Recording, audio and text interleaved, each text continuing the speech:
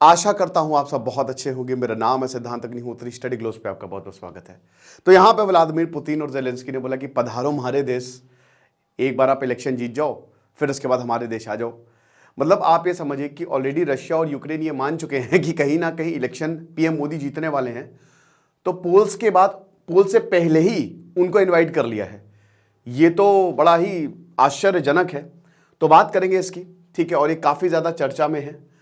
तो यहां पे सबसे बड़ी बात क्या है? सबसे बड़ी बात यह है कि 2022 में यह युद्ध जो है वो शुरू होता है और आज 2 साल हो गए, युद्ध खत्म होने का नाम नहीं ले रहा है। आपको याद होगा जब 23 फरवरी को पहले तो ये कयास लगाए जा रहे थे कि रशिया जो है वो यूक्रेन को इन्वेड कर देगा। उसके बाद जब यूक्रेन को इन्वेड किया, रशिया ने नेटो के साथ जा रहा था यूक्रेन के, हम नेटो के साथ जाएंगे, नेटो के साथ जाएंगे। रशिया ने बोला कायदे में रहो, बाप है हम तुम्हारे।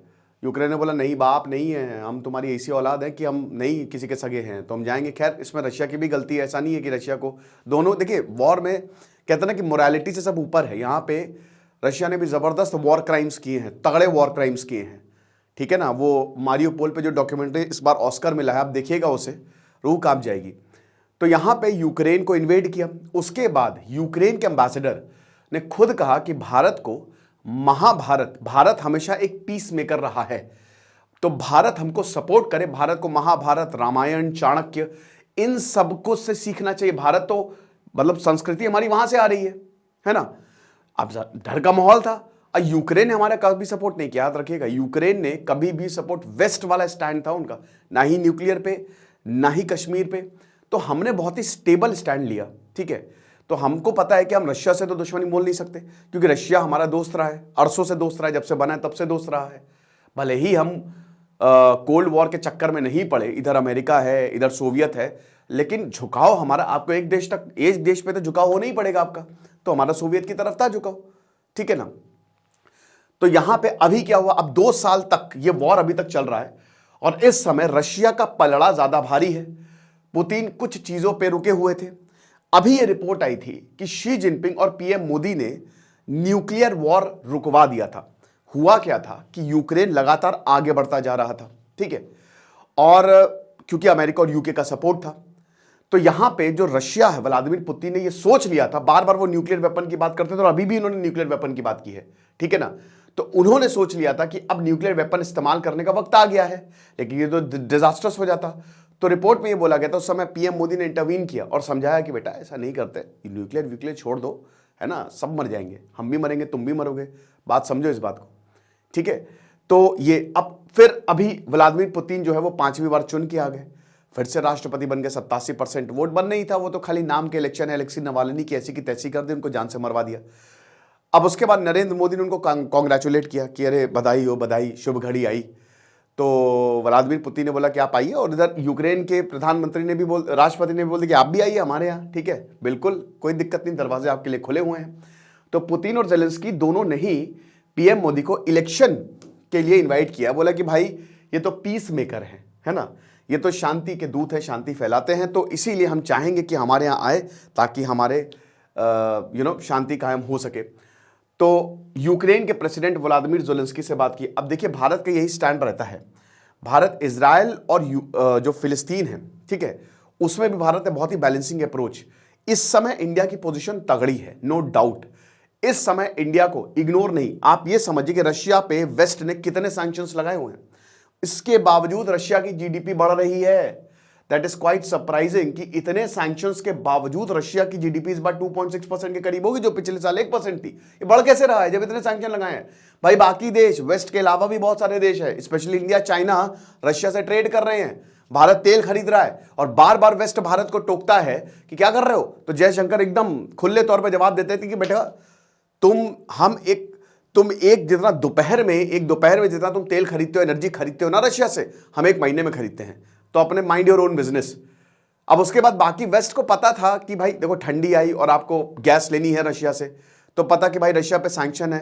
कई बार ना क्या होता है कि आपको जो बड़ा आदमी कह रहा है उसके पीछे चलना होता है, उसमें आपका हित हो चाहे ना हो। तो वेस्ट वाले यार क्या यार, फर्जी, दिमाग खराब हो गया, इससे अच्छा तो रशिया से दोस्ती कर ही लेते, डिस्पाइट कि यूक्रेन पर अटैक हो गया। यूक्रेन नेटो अलाउ तो है नहीं, और नेटो अलाउ का मतलब ये कि अगर नेटो पे अटैक, किसी भी देश पे अटैक हुआ तो सब पे अटैक। और अभी व्लादिमीर पुतिन ने वार्न भी किया था कि जिस तरीके से एस्केलेशन हो रहा है, फ्रांस ने बोल दिया ना कि हम डायरेक्ट सोल्जर्स उतारेंगे यूक्रेन में, तो रशिया ने, व्लादिमीर पुतिन अपनी पहली स्पीच में बोला कि वर्ल्ड वॉर 3 बस एक स्टेप दूर है, आप एक गलती करोगे वर्ल्ड वॉर 3 शुरू हो जाएगा, करना है तो कर दो, हम कर लड़ने के लिए तैयार हैं। तो ये चीज है। वैसे ये भी आपको बता दो कि व्लादिमीर पुतिन जो है अनऑफिशियली दुनिया के सबसे अमीर आदमी हैं। तो व्लादिमीर पुतिन से भी बात की तो प्रधानमंत्री ने दोनों लीडर से बोला, मतलब ये बोला कि हाँ वेरी गुड, पहले तो पुतिन को बधाई दी कि आपका री इलेक्शन हुआ, बधाई हो बधाई। आपको याद होगा कि व्लादिमीर पुतिन ने भी, जब अभी नरेंद्र मोदी का बर्थडे था तो उस समय भी जब दोनों बॉडी लैंग्वेज अगर आप देखो ना तो हुआ क्या कि व्लादिमीर पुतिन, बॉडी लैंग्वेज बहुत जबरदस्त होती है दोस्तों, बॉडी लैंग्वेज में भी पलड़ा भारी, इसमें भी ये दिखाया जाता है कि कौन किस में भारी। जैसे मैं आपको बताता हूं, आपने हाथ मिलाया, अब इधर पे किसी ने हाथ मिला दिया, जैसे व्लादिमीर पुतिन ऐसे हाथ मिलाया, इधर पे ऐसे हाथ मिलाया, तो अब ये वाला जो हैंड है वो ऊपर है, तो जो ये वाला हैंड ऊपर करेगा उसको ज्यादा ताकतवर दिखाते, पोर्ट्रे किया जाता है। तो इन सब का भी बहुत ज्यादा ध्यान रखा जाता है। तो अब क्या हुआ कि इधर प्रधानमंत्री मोदी आए, इधर जानबूझ के ऐसे व्लादिमीर पुतिन ने हैंड मिलाया, हाथ मिलाया, हैंडशेक किया, तो नरेंद्र मोदी ने भी थोड़ा ऊपर से हैंड मिलाया, तो नरेंद्र मोदी ज्यादा पावरफुल दिखे। तो अब व्लादिमीर पुतिन ने ज्यादा पावरफुल दिखने के लिए क्या किया कि ऐसे कंधे पे हाथ इधर से रख दिया और नरेंद्र मोदी ने इधर पे रख दिया हाथ, ठीक है ना, कि हाँ बहुत बढ़िया। तो ये भी बॉडी लैंग्वेज का भी बहुत बड़ा रोल होता है इंटरनेशनल रिलेशंस में, जब जो दो नेता एक दूसरे से मिलते हैं इंटरनेशनल पोडियम पर, तो उसका भी बहुत बड़ा रोल होता है। तो व्लादिमीर पुतिन से जो है वो समय नरेंद्र मोदी मिले थे और बड़ी तारीफ की थी पुतिन ने नरेंद्र मोदी की। तो ये चीज़ है। और अभी यूक्रेन वॉर में कोई भी डी एस्केलेशन नहीं दिख रहा है, ठीक है, ये लगातार बढ़ता जा रहा है। रशिया अभी भी प्रॉक्सी यूज कर रहा है। रशिया जो भी रोड़े थे वो सब हट गए व्लादिमीर पुतिन के रास्ते से, और रशिया का पलड़ा भारी हो रहा है। यूक्रेन कब तक ये वॉर सह पाएगा, क्योंकि अब देखिए हर देश जो है ना कहीं पीछे हटता हुआ दिखाई दे रहा है। हालांकि स्वीडन ने नेटो ज्वाइन किया डर के मारे, और व्लादिमीर पुतिन जो है वो लगातार धमकियां दे रहे हैं। इधर फ्रांस और बाकी यूरोप, फ्रांस ने बोल दिया भाई बहुत बड़ा खतरा है, बहुत बड़ा खतरा, इमैनुअल मैक्रोन भी डरे हुए हैं। और इधर रशिया ने बोला कि आ जाओ यूक्रेन में तुम सिपाही उतारोगे अपने डायरेक्ट, क्योंकि डायरेक्ट अभी तक किसी देश ने सिपाही नहीं उतारे हैं, तुम्हारा वही हाल करेंगे जो जैसा नेपोलियन का किया था, ठीक है ना। नेपोलियन, रशिया को आप इन्वेड ही नहीं कर सकते, इतना बड़ा है, मौसम ही आपको मार देगा। हिटलर ने भी यही गलती की, नेपोलियन ने भी यही गलती की थी। तो यहां पे सीधा बोला कि आ जाओ लड़ लो हमसे, अगर इतना ही है तुमको तो औकात है, आ जाओ। तो अब क्या है ना कि फ्रांस को भी पता है कि एक बार यूक्रेन गया, क्योंकि अब मुझे लगता है रशिया सीधा कीव पे ही नजरें टिकाए हुआ है, पूरा यूक्रेन वो लेगा, ठीक है। एक बार यूक्रेन गया तो उसके बाद फिर पूरा यूरोप एक्सपोज्ड है ना, फिर व्लादिमीर पुतिन कहां जाके रुकेंगे, और ये फिर बहुत बड़ा खतरा हो जाएगा पूरी दुनिया के लिए। भारत को भी साइड चूज करनी पड़ेगी। तो वार्म कॉन्ग्रेचुलेशंस, पुतिन को इन्होंने बहुत बहुत बधाई दी और बोला कि भाई रशियन फेडरेशन के दोबारा ये राष्ट्रपति चुन के आए हैं, हम साथ में काम करेंगे, time tested special and privilege strategies है, पार्टनरशिप है। ये सब आपको बता दो, स्क्रिप्ट है, खुद नरेंद्र मोदी ट्वीट नहीं करते हैं, नरेंद्र मोदी खाली बता देते होंगे, बाकी इनकी जो पूरी टीम है वही ट्वीट करती होगी। बाकी आपको पता है लोकसभा में इलेक्शन है, लोकसभा के 19 अप्रैल से इलेक्शन शुरू होंगे, 1 जून को इलेक्शन खत्म होंगे, 4 जून को रिजल्ट आएंगे। 4 राज्यों में विधानसभा के भी इलेक्शन है। उसके बाद बड़ी बात यह है कि इधर रशिया को कॉल लगाया, व्लादिमीर ज़ेलेंस्की से भी बात की। ये देखिए आप, है ना, क्या सीन है। तो प्रधानमंत्री ये भी बोला कि अरे देखो रशिया तो है ही है, यूक्रेन भी हमारे लिए बहुत इंपॉर्टेंट है यार, ठीक है, रशिया है, पुतिन है, हमारे दोस्त हैं, बट कोई बात नहीं, आप भी दोस्त हैं हमारे, तो इसीलिए आपके साथ भी पार्टनरशिप बहुत इंपॉर्टेंट है। और देखिए पीपल सेंटरिंग अप्रोच रखना है, हम डेमोक्रेसी है, हम भी डेमोक्रेसी, तुम भी डेमोक्रेसी, ठीक है ना। तो लोगों के हित में बात सोचनी है, और सबसे बड़ी बात यह है कि बातचीत करो, बैठ के सुलझाओ, और जो रेजोल्यूशन है अभी ऑन गोइंग कॉन्फ्लिक्ट का बातचीत, ये सभी को पता है यार, बातचीत करना कौन चाह रहा है, कोई करना ही नहीं चाह रहा है। प्रधानमंत्री बोला कि भारत जो है हर एक चीज करेगा, आप परेशान मत होइए, आपने जैसा हमको बोला पीस मेकर, हम पीसफुल सॉल्यूशन के लिए everything we are ready to do, but आप टेबल पे तो आओ, आप टेबल पे आओ तो हम भी टेबल पे बैठेंगे, समोसा वड़ा पाव खाते हुए चीजें सुलझाएंगे, लेकिन आप आओ। ज़ेलेंस्की ने बोला कि थैंक यू सर, बहुत बहुत शुक्रिया। अच्छा, भारत की एक खूबी है क्या, कहीं पे भी प्रॉब्लम होती है सबसे पहले भारत जो है, India is the first to give humanitarian assistance. Turkey में इतना बड़ा अर्थक्वेक आया, अर्दोगान हर दिन भारत के लिए जहर उगलते हैं, भारत पहला था, सबसे पहले भारत ने मदद भेजी कि हम आ रहे हैं, आप परेशान मत होइए।